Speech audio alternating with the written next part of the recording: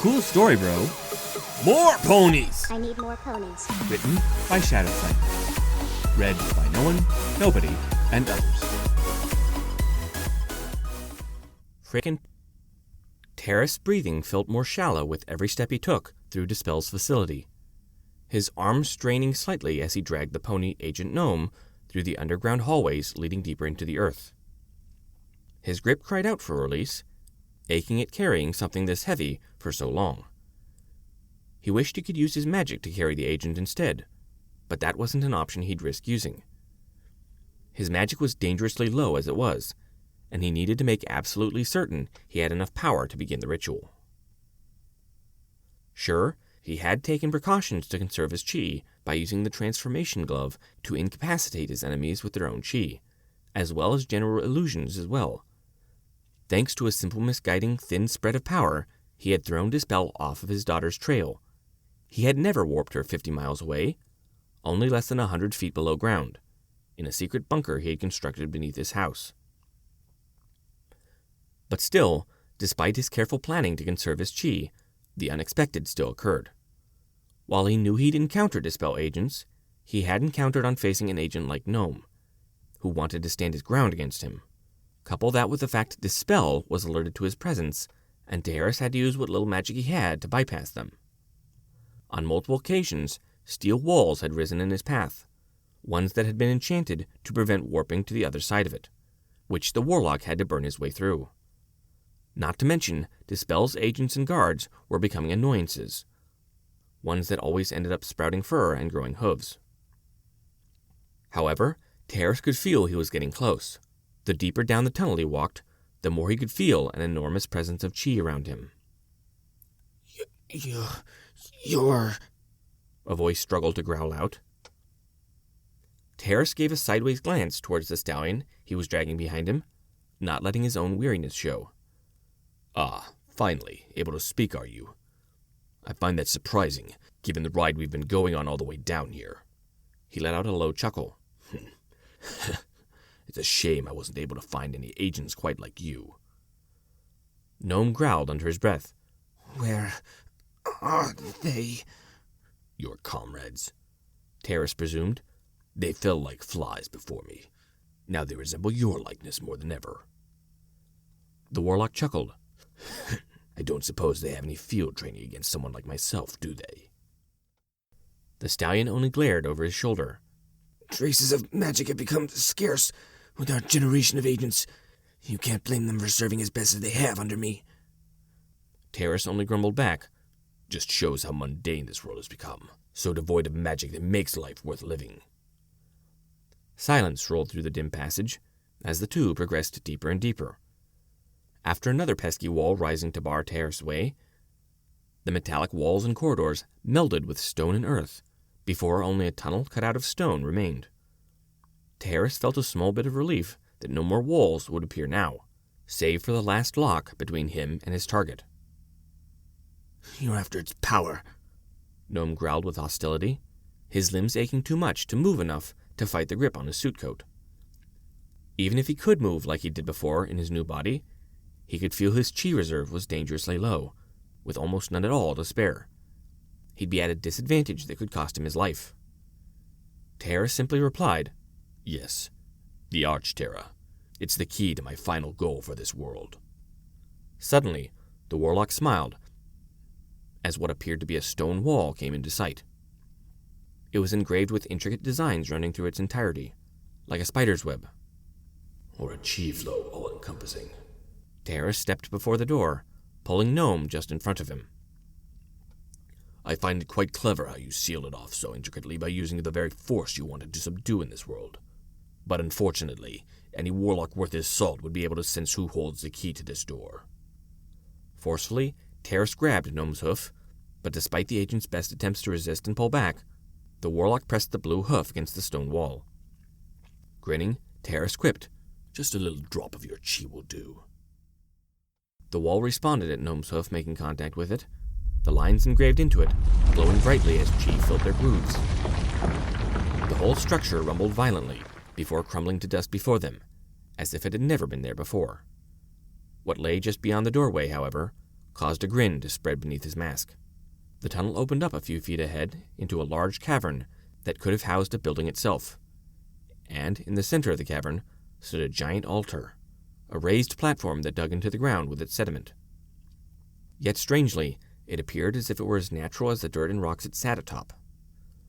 With a chuckle, Terrace shoved Gnome against the dirt wall, and with a pulse of magic, rocks protruded from the wall and wrapped around the pony's hooves like shackles.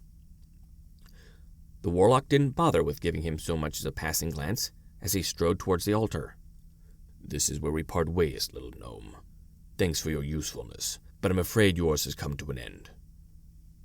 Gnome didn't speak back, only grunting as he struggled to free himself from the shackles of stone. Terrace left him behind, traveling up the altar's craggy stairs to its top, a wide, flat slab, perfectly smooth and ready to be used. Feeling more confident than he had ever before, he pulled the mask from his face, tossing it aside so he could bask in the great moment to come. "Finally, the Arch-Terror." From his overcoat pocket, he pulled out a stick of chalk, crouching down to begin drawing the ritual. "The heart of the continent." The metal halls of Dispel's facility echoed with the sound of 24 hooves as Angela, Liz, Emily, Dale, Fiora, and I ran deeper underground, with Angela leading the way. But the whole way we ran, we had seen other ponies incapacitated, dressed in oversized clothes or battle gear. They were Dispel agents and officers, and from the looks of it, none of them were in any state to take on to Harris with us. If only we could run into somebody who wasn't a pony. Yeesh, and here I was starting to miss seeing normal human people. Unfortunately, those were becoming a rarity these days.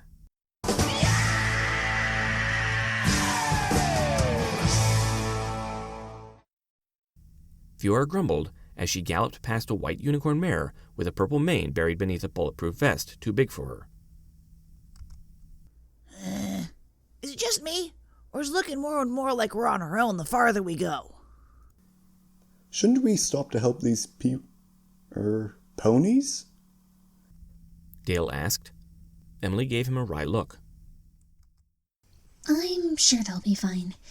They did just go through the same thing you and Lyle did, and you two are fine. She winced slightly. Though, that's if you consider being a pony for the foreseeable future. Fine. Yeah. Liz agreed, having gotten back on her hooves a bit earlier in the journey downwards, though she still gave distracted sideways glances in Dale's direction on occasion. We'll take care of them on the way back after we smack some sense into this Terrace guy. Again, we found a steel wall just ahead of us, but like all the others we had encountered before, a hole had been torn through it. I cringed slightly as we stepped one by one through the opening. Liz, no offense, but you say that as if it's going to be easy. Liz took a glance at the open wall as she stepped through herself. Good point. To the right. Angela directed, turning the corner to a set of stairs. And we descended lower into the facility. Honestly, this place was like a maze. I couldn't understand how Harris could navigate through this place at all without going blindly through it. How much further? I asked Angela as we continued to gallop. We shouldn't be going down any more stairs. She replied, her green eyes glowing slightly. Harris should be straight down this hallway. Great. But he stopped moving. Even better. Fiora commented. Now we can catch up to him. No, that's bad. Dale argued. That could mean he's already where he wants to be. Fiora deadpanned. Huh.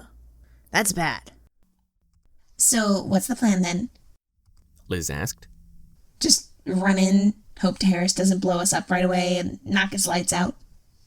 I winced slightly. I don't think gang rushing him is the smartest way to go. I glanced towards Angela. I'm thinking everyone who can use magic act as long-range cover, while everyone else tries to find an opening to take him out. Angela gave me a fanged grin. That sounded like something you say when you play Star Wars Battlefront. Liz gave me a wince of her own. Given Lyle's track record on that game, I don't think this plan's going to go well. How? Harsh. To the side, I noticed Emily had gone oddly silent. What's wrong? I'm not sure if this is something to go off of, but What? even with all the ponies we passed in the hall, it doesn't look like Taharis has killed anyone, or even hurt any of them. Emily replied, but uncertainty still covered her features. A silent moment of thought rolled by before I realized she was right. Nobody looked injured, or even dead, albeit they were transformed into ponies with a curse that was meant to be permanent. I shook my head. I know what you're thinking, Emily, but I don't think we should try to work peacefully with this guy. He says he's going to destroy the country for revenge, and if he's willing to go that far, I don't think he'll stop to think twice before he tries to kill any of us. I turned my focus forward. We'll have to improvise. Do what we can to stop him, without putting ourselves in too much danger. Well, better start improvising. Dale whispered. 'Cause I think that's him up ahead. The tunnel had gradually changed to one made of stone, and after a little bit, it opened up into a giant chamber. But shackled to the side of the tunnel, struggling under his restraints, was Agent Gnome, the pony. No! The weakened pony glanced up at the sound of us, and no doubt our hooves stomping against the dirt floor. "What are you doing here?" he snapped. Fiora only fixed him with a glare as she eyed his restraints, deadpanning. Look, Mr. Agent Guy, we're the only help you're getting at the moment. Nobody else seemed conscious enough to even walk right. Suddenly, a cold, familiar voice echoed through the chamber. "You. I warned you what would happen if you followed me." All eyes turned towards Taharis, standing on top of a giant earthen altar, a piece of chalk in his hand. To my surprise, he no longer had his mask on. He looked just like an ordinary person, not a crazed man I had thought him to be. His eyes seemed focused, full of knowledge, as if nothing fazed him. Taharis raised a gloved hand towards the six of us as we entered the chamber. A quick glance around the chamber showed nowhere to hide or even take cover. We either would need to be pretty darn good at dodging or take him out quickly. Luck would normally be an option there too, but honestly, our luck wasn't about to turn around for us very soon at this rate. The warlock narrowed his eyes. "I told you kids I wouldn't hesitate to kill you all if you followed me, and you still came." He sighed, shaking his head while keeping his eyes trained on us. "You're all too young to be playing hero." Well, we're the only ones who can stop you. I grumbled, stomping my hoof against the ground. It's either we fight back, or let you destroy the country. It's bad enough you turn us into ponies for who knows how long! Fiora shouted. Taharis glowered back at her. "At least because of your transformation, you will be better off than anyone else on this continent." His hand suddenly pulsed green with power. "I'll warn you one last time. Run away, or I'll make your deaths quick and painful." We could feel the pressure his chi gave off in just his hand alone. The changelings of our game charged their horns on reflex, ready to strike back. The air seemed to vibrate with the intensity of the inevitable battle of magic as the two sides of the incoming combat stared each other down. Silence passed the gap between us and Taharis, as if goading somebody to make the first move. I had never felt so much intensity in my life, just standing before this warlock. I could feel the hairs of my fur standing on end in anticipation. For long moments, it was only this stalemate between ponies and warlock, as both waited for one to strike, ready to strike back when the first blow came. However, the moments of intensity suddenly shattered as Dale tried to charge his horn, but to everyone's horror, he charged too much and a shot of magic sailed from his horn, flying just past Taharis by inches. Everything paused for a split second at what had just occurred. Everyone stared at Dale in shock, and the unicorn just glanced back sheepishly. He scratched the back of his head nervously. Oops. Liz only sighed in annoyance, while Fiora facehooked. As for Taharis, the warlock on the altar glared at the Ember unicorn. "So be it." His chi flared about his hand, and... Wait! Emily shouted, suddenly running in between Taharis and Dale. My heart skipped a beat as she stood still there. Taharis' hand, just inches from dropping and throwing the spell he was about to cast. But, to my relief, the warlock halted momentarily, his steeled gaze never wavering. Emily took advantage of the warlock's pause. Before anyone has to fight, I just want to ask you something. "What is it?" Taharis coldly asked.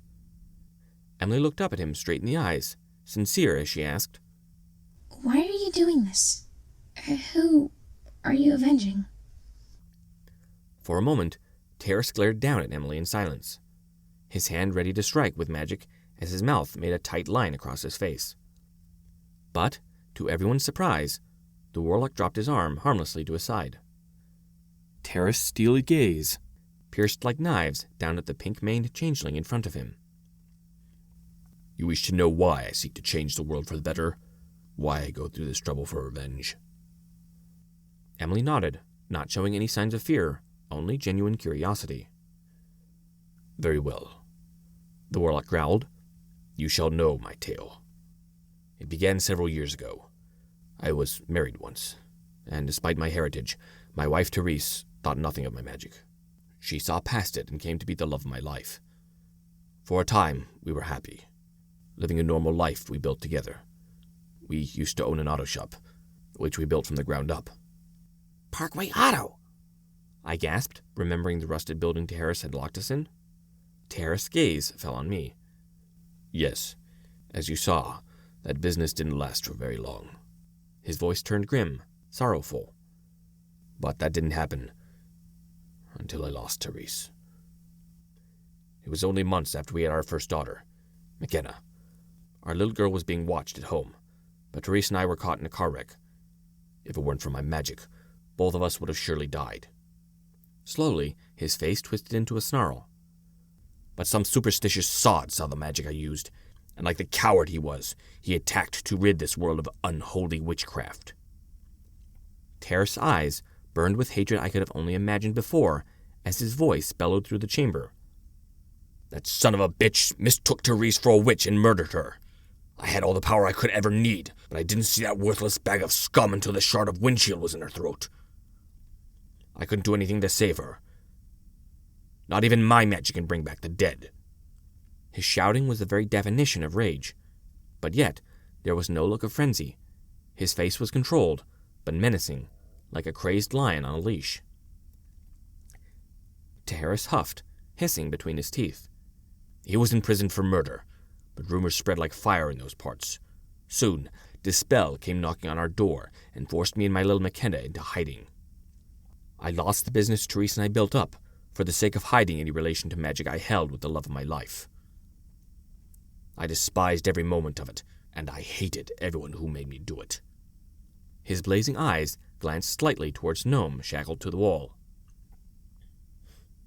But why now? Why not then? I asked. That happened years ago. Why are you taking your anger out on the whole country just for that? So long after what happened? Terrace glanced at me with a ferocity that could have made snakes keel over. My own stomach flopped at the sight. After Dispel forced McKenna and I underground, they kept tabs on us. But now my daughter has come to the age where her chi is blossoming, and she'll learn how to be a witch. His teeth gnashed together. But because of that, Dispel was going to take my daughter away from me. They claim they'll only teach her to control her powers, but they'll brainwash her as well. By doing so, they could ensure they had another witch to work in this agency for them later in life. How do you think they find so many magic wielders when only a handful exist in the world? The look in his eyes only affirmed truth to his statement. This wasn't just a claim made out of paranoia. It was clear that Terrace knew what he was talking about. Emily gasped in shock, and the rest of us fell silent. This guy was willing to go so far, all for his daughter. But what about his wife and everything else he lost? Emily spoke up. But why do you have to destroy the country? Isn't there some other way for your daughter to stay safe from Dispel? Is there anything else that can be done? Terrace narrowed his eyes, the snarl disappearing from his features, but the firmness of his face remained. My daughter is all I have left, but this matter is no longer just about her. All the misfortunes of my life have been caused by the spell and civilization's expulsion of magic. They could never accept the power that magic is, always acting out of fear that this power they don't understand will be turned against them. It's the same everywhere. Witches are shunned and live as outcasts. Magic is looked at as either party tricks or the acts of demons. And all of this, despite the fact that magic existed on this earth long before humans could even build a dirt hut. They could never accept magic, and they never will. I've seen too much tragedy in my life to let my daughter face the very same for possessing power that will become rightfully hers. For a moment, I could have sworn I saw a tear shed from Terrace's eye, but he turned to the side before I could see it. I will never let her experience such heartbreak as I have. The warlock pointed down at the altar he stood on. This is the Arch Terra, the heart of the continent. This is the heart of the chi that flows through this land. Chi flows through nature continually, and all of it circulates through this point. He narrowed his eyes as he glanced back at us. From here, I will have access to all the chi running through the veins of this continent. And with this amount of power, I will change the world.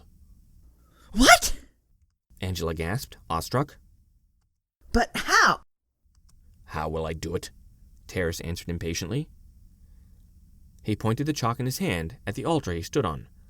I have drawn a transformation circle on the concentrated point of chi. It isn't merely a transformation of humans into animals, mind you. This ritual is called Nature's Uprising. Once I activate this ritual, everyone on the continent shall see their world crumble back to a world before man dominated the land. Buildings will become buried beneath the earth as stone. Machines shall shatter into nothingness. All of man's work to develop this land will vanish before their eyes. A proud, almost manic look gleamed in the warlock's eyes. And as for the worthless people of this land, they will become animals of any kind, in both mind and body. Every shred of their humanity will be gone, completely forgotten. Terrace's face split in a wide grin. This continent will return to its most natural state, one where magic will be able to exist freely and spread like it was meant to. That's insane! Dale cried. Don't do this! I shouted. We won't let you! Terrace merely smirked. Too bad. I never planned on fighting anyways. I need all of the magic I still have to activate this. Suddenly, the warlock dropped to the ground, slamming both of his hands against the altar's surface. And instantly it came alive, as the glyphs chalked into it glowed with a vibrancy that could only be imagined. No! Angela shouted, rushing at Terrace at top speed with her wings. Terrace simply chuckled weakly as he watched her fly at him. Too late. You of all people should know you can't stop a ritual this powerful. Once it's activated. Say goodbye to the world as you know it.